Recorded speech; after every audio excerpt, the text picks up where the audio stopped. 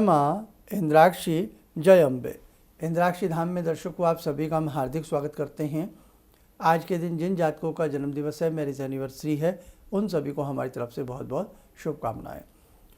यदि राहु केतु शनि कहीं ना कहीं पीड़ा कारक हों आपकी कुंडली में, या आपकी हाथ की रेखाओं में पीड़ा कारक हों, या आपको लगता हो जब से शनि की महादशा, अंतर्दशा या ढैया साढ़े सती का प्रकोप आया है, आपके जीवन में बहुत कुछ गलत हो रहा है। कहीं ना कहीं राहु की महादशा या केतु की अंतर्दशा या महादशा में भी आपको पीड़ा मिल रही है, क्योंकि तीनों ग्रह शुभ होते हैं, शानदार फल देते हैं। अशुभता में आते हैं तो राजा को रंग बनते देर भी नहीं लगती है। तो इन तीनों ग्रहों को एक साथ कवर कौन से एक विशेष उपाय से किया जाए। हालांकि हनुमान जी की भक्ति बड़ी कारगर होती है, लेकिन हनुमान जी की ही भक्ति एक ऐसे प्रकार से की जाए जिससे ये तीनों ग्रह आपके शांत हो जाएं। अपनी नॉलेज के लिए इस उपाय को नोट ज़रूर कीजिएगा। आइए पहले आप आज का आपको पंचांग बताएं। 11 अप्रैल सन 2025, दिन शुक्रवार, संवत 2082, चैत्र मास, शुक्ल पक्ष, तिथि चतुर्दशी, नक्षत्र उत्तरा फाल्गुनी, राहु काल 10:30 से 12, दिशा सूल पश्चिम दिशा। कल हनुमंत जयंती भी है और भगवान हनुमान जी का आपको बहुत अच्छे से पूजा कल के दिन सुबह कर लेनी चाहिए। वो कल सुबह का आप हमारा अंक देख लेना। और आज हम आपसे बात कर रहे हैं, यदि किसी भी जातक की कुंडली में ये तीनों ग्रह नेष्ट फल प्रदान कर रहे हों, कई बार आपको स्वयं पता नहीं लग पाता कि ऐसा अचानक क्या आपके ऊपर आया कि आपका सारे जीवन में उथल पुथल हो गई है। तो दो ऐसे कारण होते हैं, बड़े कारण होते हैं कि या तो आपका ग्रह चाल खराब है या आपके अपने कर्म खराब हैं। तो दोनों ही स्थितियां कई बार गड़बड़ हो जाती हैं। और कई बार आपके मन में आता है किसी ने कुछ कर दिया है, ऐसी बातें भी हो सकती हैं। सबके ऊपर तो अप्लाई नहीं होती, लेकिन ऐसा कई बार ऐसा भी हो जाता है। लेकिन ऐसा जब ही होता है जब हमारे ग्रह बलवान ना हो। एक कहावत है, ग्रह बलवान तो गधा पहलवान। ये वास्तविकता है। अगर ग्रह आपके शानदार हैं तो आपको गोली भी वार नहीं करेगी, आप बच जाएंगे। ग्रह कमज़ोर होंगे मतलब समय माड़ा होगा, समय कमज़ोर होगा तो चींटी भी काटेगी तो बड़ा फोड़ा बन जाएगा। इसलिए बेटे ध्यान रखना, दो ही चीज़ें ऐसी हैं जो हमें इस प्रकार की चीज़ों से बचाती हैं, हमारा शुभ कर्म और हमारी भक्ति। जो साधक नाना भांति से किसी मंत्र की सिद्धि करते हैं, भक्ति करते हैं, देवी देवताओं की आराधनाओं में शुद्ध मन से, शुद्ध तन से लगे रहते हैं, वहाँ इन ग्रहों का कोई प्रभाव आपके ऊपर नहीं आता। ग्रह प्रभाव डालते हैं लेकिन उनका प्रभाव बेअसर हो जाता है। जैसे अभी पीछे कुछ अनेकों साधकों ने गायत्री साधना की, लघुनुष्ठान किया, और आप में से ऐसे बहुत साधक हैं जो समय समय पर दुर्गा सप्तशती पढ़ते हैं, विष्णु सहस्त्र नाम पढ़ते हैं, अनेकों प्रकार की अपनी साधनाएं करते रहते हैं। तो आपको तो ग्रहों से ऐसा कोई दिक्कत नहीं आएगी, क्योंकि आप ऑलरेडी पहले से ही अपने भगवान को पकड़े हुए हैं, भगवान के पैर पकड़े हुए हैं, भगवान की आप शरण में हैं। और जो भगवान की शरण में चला जाता है वो तो फिर भगवान की शरण में है, वहाँ कौन सा ग्रह किसी का क्या बिगाड़ सकता है। लेकिन सभी बहुत अच्छी साधना नहीं कर पाते, बहुत दान पुण्य नहीं कर पाते, ना ही अपनी कुंडली को कहीं अच्छे से दिखा पाते हैं। और वैसे भी शनि की महादशा 19 वर्ष की होती है, राहु की महादशा 18 वर्ष की होती है। अब सोचो, अगर किसी के शनि बहुत ज़्यादा कमज़ोर हों या कुटिल दृष्टि उस पर डाल रहे हों, तो 19 वर्ष यदि कोई झेले तो उसके पास बचेगा क्या। वैसे तो जीवन में एक क्षण ही कई बार ऐसा आता है कि पूरे जीवन को बर्बाद कर देता है। शनि की साढ़े सती आ जाए और साढ़े सती में भी शनि शुभता में ना हो।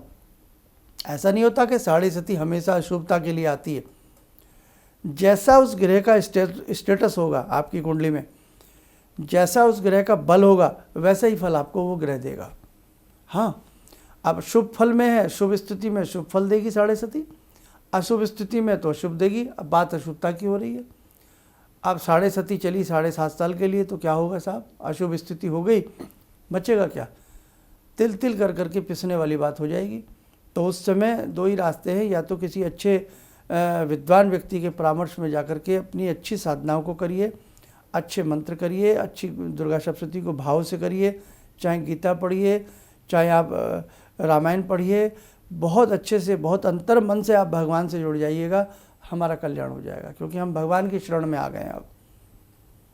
अब दूसरी बात, ऐसी स्थिति के लिए जहाँ हमें किसी उपाय की आवश्यकता पड़ती हो तो मैं आपको यही कहूँगा कि हनुमान जी का आप उपाय करें और उपाय आप लोग नोट कर लें। और ये ऐसा उपाय है कि राहु केतु शनि तीनों ग्रहों की कुटिलता को कवर कर लेगा।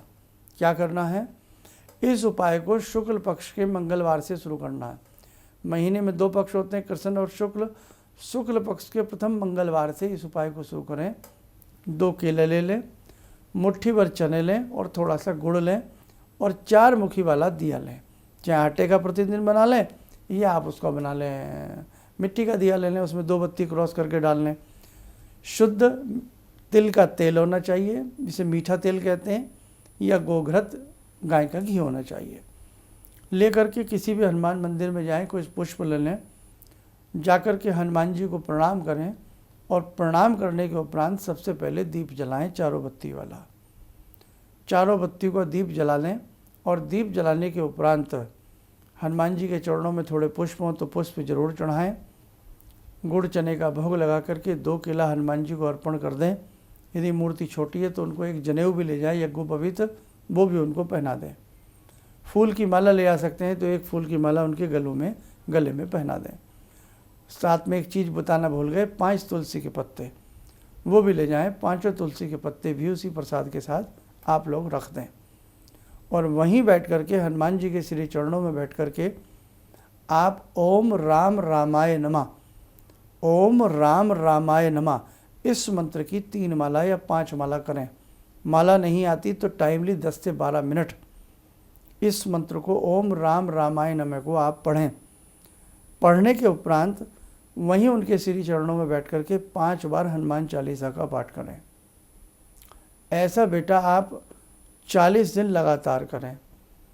अब तुलसी के पत्ते संडे में तोड़े नहीं जाते, बीच में भी 1-2 तिथियाँ आती हैं जो अगर आपको मालूम हो तो उन तिथियों में भी तुलसी का पत्ता ना तोड़ें। केवल आप ऐसे ही गुड़ चना और 2 केला ले जाएं और ये जो प्रसाद आप चढ़ाएंगे इसको वहीं छोड़ाएं, किसी दोने पत्तल में रखें, ज़मीन पर ऐसे ना रखें।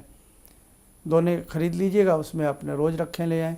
दिया रोज़ अलग अलग ले जाना है, रोज़ 4 बत्ती का दिया जलेगा। 40 दिन आप हमारे कहने से करके देख लो। और नहीं तो जैसे कि आज हमने बताया 11 अप्रैल हो गई है, कल 12 अप्रैल हो सकता है ये कार्यक्रम आप हमारा 2 साल बाद कभी बाद में भी देख रहे हो, तो आपको तिथि लेनी है शुक्ल पक्ष का प्रथम मंगलवार। ठीक है। अब जैसे कि आज 11 अप्रैल है, कल 12 अप्रैल की हनुमान जयंती है। ठीक है, हनुमान जी की जयंती है, जन्मोत्सव है उनका। तो कल के दिन से भी आप इस उपाय को, कल हालांकि पूर्णिमा भी है, कल से भी ये उपाय आप प्रारंभ कर सकते हो। 40 दिन लगातार करना है, लेकिन 40 दिन नॉनवेज नहीं खाना, 40 दिन ब्रह्मचर्य का पालन करना है और दिन में चलते फिरते उठते बैठते ओम राम रामाय नमः का जाप करते रहना है। चाहे कल से प्रारंभ कर लो हनुमान जयंती से, और चाहे इसको शुक्ल पक्ष के प्रथम मंगलवार से करना। अब कल पूर्णिमा है, परसों से अंधेर पक्ष लग जाएगा, फिर 15-16 दिन के बाद भी आपको मौका मिलेगा, तब करना आप इसको। ठीक है बेटा, आप करके देखो। और एक चीज़ और इसमें नोट कर लीजिएगा, आए शनिवार और आए मंगलवार अगर आप 40 दिन लगातार नहीं कर सकते, मंगलवार और शनिवार आप करते रहिए। अब कितने शनिवार और कितने मंगलवार आपको ये करनी है? 9 मंगलवार होने चाहिए, 9 शनिवार होने चाहिए। आप देख लेना, राहु केतु का प्रकोप एकदम शांत हो जाएगा, आपके जीवन में आनंद आएगा। चलते फिरते उठते बैठते बेटे ओम राम रामाय नमः जपते रहना। फिर आपको अपनी कुंडली, हाथ की रेखा दिखाने की ज़रूरत नहीं पड़ेगी। फिर भी यदि आपको लगता है कि नहीं हम अपने ग्रहों को एक बार चेक करा लें, तो मैं आपको यही राय दूंगा, हाथ की रेखाएं दिखाइए।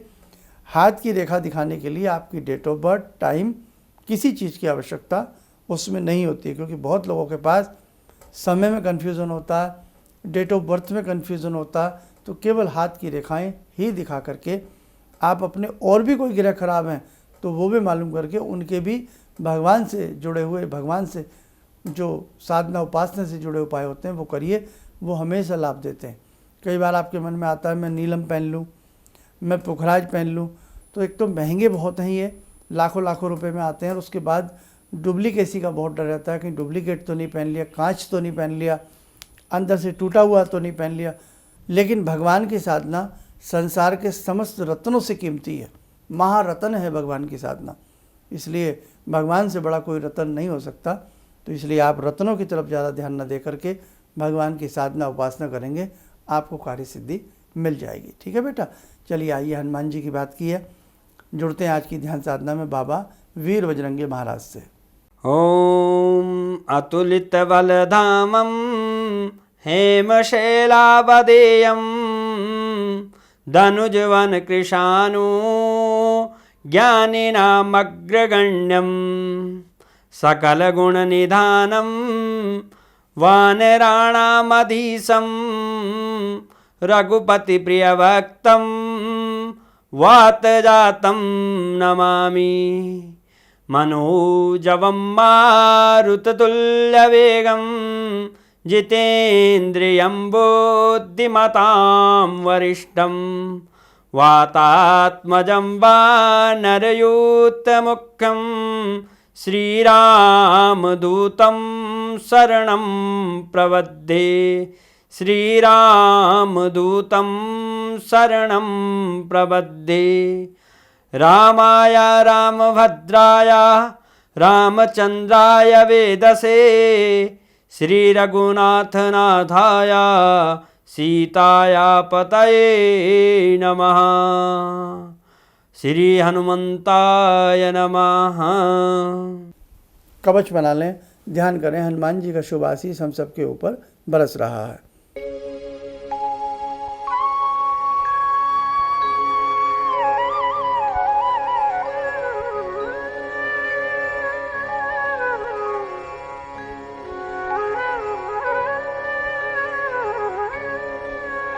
ओम बोलते हुए नेत्र खोलें, सामान्य हो जाए। देखो साधकों, मैं आपको फिर भी यही बात कहूँगा, इसीलिए कहा गया है कि जीवन में गुरु बनाना नितांत आवश्यक है। आप कहीं ना कहीं से गुरु दीक्षा लें और गुरु दीक्षा बना करके जो गुरुदेव आपको आपका मंत्र प्रदान करें, उस मंत्र को जी जान से पढ़ते रहिएगा। अगर हम किसी साधना को रेगुलर वे में अच्छे से करते रहते हैं, वहाँ पर भी हमें किसी प्रकार से ग्रहों से डरने की फिर आवश्यकता नहीं होती। अच्छा कर्म करिए, अच्छी सोच सोचिए, सबके भले की बात सोचिए, सामाजिक कल्याण की बात सोचिए, अपने राष्ट्र की बात सोचिए, अपने धर्म से जुड़े रहिए और किसी को सताने का प्रयास ना करें, और साथ ही अच्छी साधना मार्ग पर चलते रहिए। फिर आपको कोई नहीं डगा सकता अपनी जगह से, आपके सारे कार्य अच्छे ही होंगे। चलिएगा, आप सब लोग स्वस्थ रहें, सुखी रहें। इन्हीं शुभकामनाओं के साथ हम अपनी वाणी को विराम देते हैं। जय जय अम्बे। गुरु जी से मैं तब से जुड़ा हूँ जब से वो एक चैनल आती थी P7, उसी से मैं जुड़ा हुआ था। और गुरुदेव से हमारी जब मुलाकात हुई तो मैं आश्चर्यचकित रह गया जब उन्होंने हमसे बताया कि आपके साथ ऐसे ऐसे हुई। तो मैं इतना आश्चर्य हो गया कि इन्हें कैसे मालूम, और इतना बढ़िया इन्होंने बताया, जिसके वजह से मैं आज तक उनसे प्रभावित हूँ। और इनका बताने का शैली वगैरह इतनी बढ़िया है जो हम अपने क्लास के टीचर से भी उतना बढ़िया नहीं समझ पाते थे।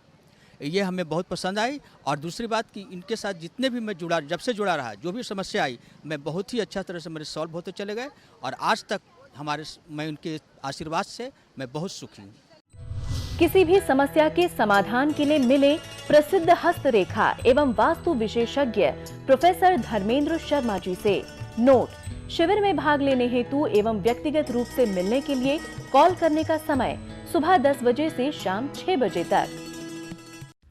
हमारे विभिन्न ज्ञानवर्धक कार्यक्रम देखने के लिए आप हमें अभी सब्सक्राइब करें, बेल आइकन को प्रेस करें ताकि आप देख सकें हमारा कार्यक्रम सबसे पहले।